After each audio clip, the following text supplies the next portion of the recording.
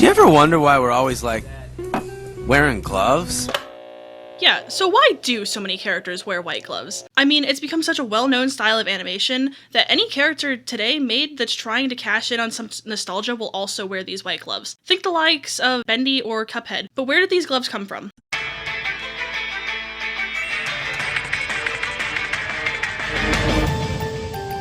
No, we're not doing that. Cut the intro. If you ask Google or an animator, they may tell you that it's because it was easier to animate. And this is true. 4 fingers are easier to animate than 5 fingers, and while the white makes the hands stand out from the very dark colors of the body, this is only a half-truth. See, these gloves have roots in racism, blackface, and minstrel shows. Take a look at one Mickey Mouse, for example.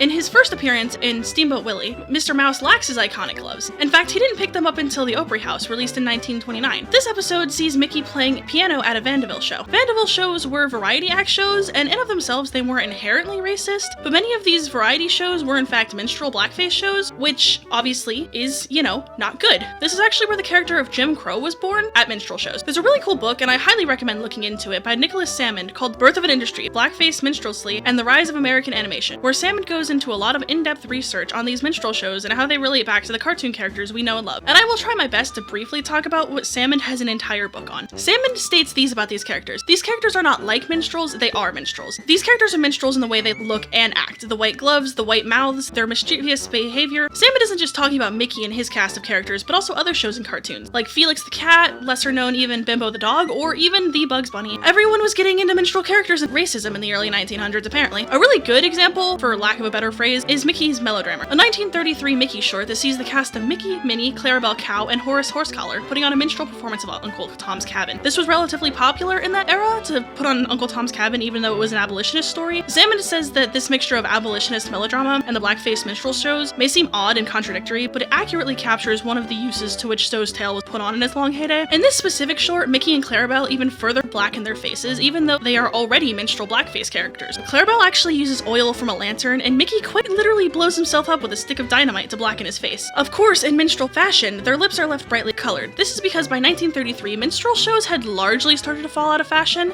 I wonder why. And these characters had become vestigial minstrels. They still carried all the things associated with blackface and minstrel characters, but they had lost their immediate signification as such. Make no mistake, however, that these characters were and still are minstrels. Cartoons like Mickey's Melodrama slowly took over for minstrel shows. In Sammond's words, they play out the social, cultural, political, and racial anxieties and desires that link race to the laboring body, just as live minstrel show performers did.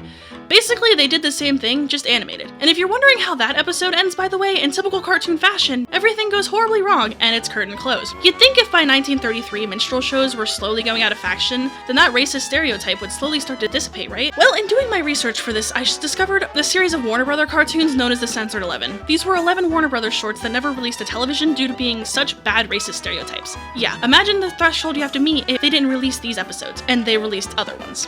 Highlights of these episodes include Jungle Jitters, which starts out with a tribe of African cannibals imitating Native Americans, which says enough in of itself. All This in Rabbit Stew, where Bugs Bunny, who remember is a minstrel in of himself, terrorizes a black hunter and escapes from a bear. Coal Black and D7 Dwarves, which is a parody of Snow White, which basically dumbs down all the characters in a really racist and minstrel way to make them appear less intelligent, and it makes fun of AAVE. Angel Puss, where a little black boy is hired to kill a cat, but the cat escapes and then proceeds to play the tricks on the kid, pretending he's a ghost coming back to haunt his killer. These are just some of the episodes that were made and then not released. These episodes were all made between 1931 and 1944, so as late as 11 years after Mickey's Melodrama. Small silver linings, I suppose, is that these episodes didn't get television releases. Sometimes you can find the individual episodes uploaded online, although for obvious reasons they get a lot of flack as cartoons. When I first started researching this topic, I semi-focused on racist characters, and obviously I found Sammond's work, which helped to focus in on the topic a lot, but I did keep coming back to more modern characters. Obviously these characters are still around because they've become vestigial minstrels, but that got me thinking about other characters that are stereotypes, and one that stuck out for good reasons was Looney Tunes, Warner Brothers' own Speedy Gonzales. I couldn't help at first but to think to search out what people thought about Speedy. I mean, obviously he's a stereotype, and with today's political feelings of Hispanic people, I was really interested. So I did some low-level digging at first and discovered that a lot of Hispanic people actually really like Speedy. So I decided to ask one of my good friends who's also Hispanic his thoughts. Hi, I'm the person Alex decided to ask.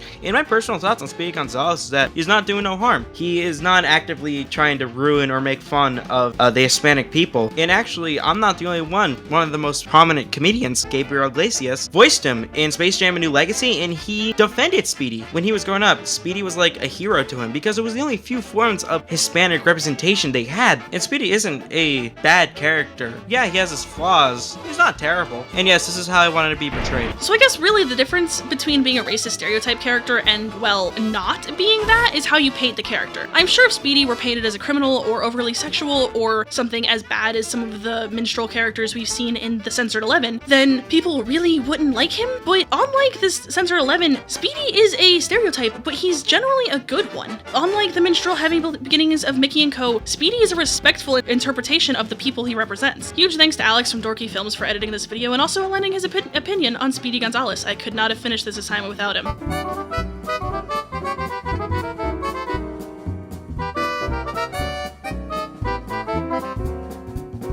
Alex. Yeah. Fuck you.